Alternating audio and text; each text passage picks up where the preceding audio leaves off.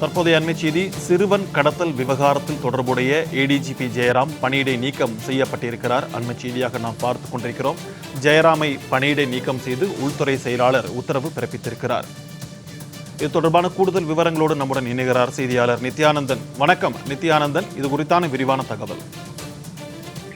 நிச்சயமாக ஏடிஜிபி அதாவது நேற்று கைது செய்யப்பட்ட நிலையில் இன்று ஏடிஜிபி ஜெயராமை பணியிடை நீக்கம் செய்து தமிழ்நாடு அரசு உத்தரவு பிறப்பித்திருக்கிறது. அந்த வகையில் பார்க்கும்பொழுது அதாவது குழந்தை கடத்தல் தொடர்பாக அவர் மீதான அந்த வழக்குகள் இருந்தது. அதாவது காதல் விவகாரத்தில் அவருடைய தம்பி அவருடைய தம்பியை காவல்துறையுடைய வாகனத்தில் கடத்தல் செய்யப்பட்டிருக்கிறார்கள். அந்த காவல்துறை வாகனத்திற்கான ஆதாரங்கள், ஆவணங்கள், தொலைபேசி உரையாடல்கள் அனைத்தையும் நேற்று சென்னை மாநகர காவல்துறையினர் நீதிமன்றத்தில் ஒப்படைத்திருக்கிறார்கள். நீதிமன்றம் ஒரு அரசியல்வாதிக்கு வேணால் அவருக்கான தார்மீக அடிப்படையிலோ அல்லது வாக்களித்தார்கள் என்ற அடிப்படையிலோ அவரை விசாரணைக்கு காவல்துறைக்கு அழைத்து செல்லலாம். ஆனால் ஒரு அதிகாரியை எப்படி விடுவது என்று கேள்வி எழுப்பியது. அதன் பிறகாக நீதிமன்றமே அவரை கைது செய்வதற்கும் உத்தரவிட்டது. காவல்துறை சீருடையுடன் ஒரு ஏடிஜிபி கைது செய்வது தமிழ்நாட்டு வரலாற்றில் முதல் முறையாக நேற்று சென்னை உயர்நீதிமன்றத்தில் அம்பலமானது.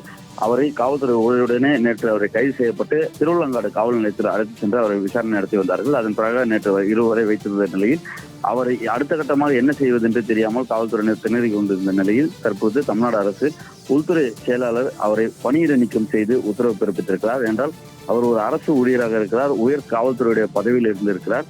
ஆகவே அவரை தொடர்ச்சியாக பதவியில் வைத்திருப்பதோ அல்லது அவர் சாட்சியங்களை கலைப்பதற்கான வாய்ப்பு இருக்கிறது.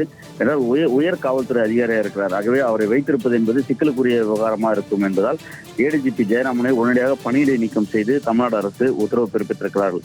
அது மட்டுமல்லாமல் அவரை பணியிடை நீக்கம் செய்திருப்பது மட்டுமல்லாமல் அவரை அடுத்த கட்டமாக மருத்துவ பரிசோதனைக்கு அழைத்து சென்று அதன் பிறகு சிறையில் அடைக்கவும் திட்டமிட்டிருக்கிறார்கள். காதல் விவகாரத்தில் சிறுவனை கடத்திய வழக்கில் உடனடியாக செயல்பட்ட ஏடிஜிபி உயர்நீதிமன்றத்தின் உத்தரவுப்படிதான் கைது செய்யப்பட்டார். அதன் பிறகாக அவரை உயர்நீதிமன்றம் காவல்துறையுடைய கட்டுப்பாட்டில் அவரை வைக்க உத்தரவிட்டிருந்தது.